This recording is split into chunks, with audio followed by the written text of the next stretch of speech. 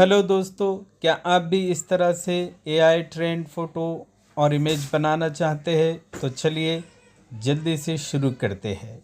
आपको सबसे पहले ये इमेज बनाने के लिए ब्राउज़ फीचर पे जाकर गूगल जेमिनी लिखना है और वहाँ से आपको जो भी आप फ़ोटो को, इमेज को ट्रेंड में लाना चाहते हैं उसे कॉपी कीजिए और जेमिनी पर अपलोड कीजिए। और मैं आपको एक बेहतरीन प्रॉम्प्ट डिस्क्रिप्शन में दे रहा हूँ, उसे आप कॉपी करके वहीं पर पेस्ट कर दीजिए।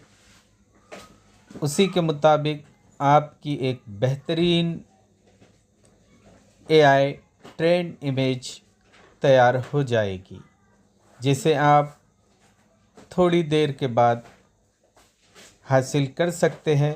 उसी पर आप थोड़ी देर क्लिक कीजिए और अपने मोबाइल में डाउनलोड कीजिए। इस तरह से ये इमेज डाउनलोड भी हो जाएगी। शुक्रिया। उम्मीद करता हूँ आपको ये वीडियो पसंद आई होगी। आप सब्सक्राइब कीजिए, शेयर कीजिए और लाइक करना न भूलें।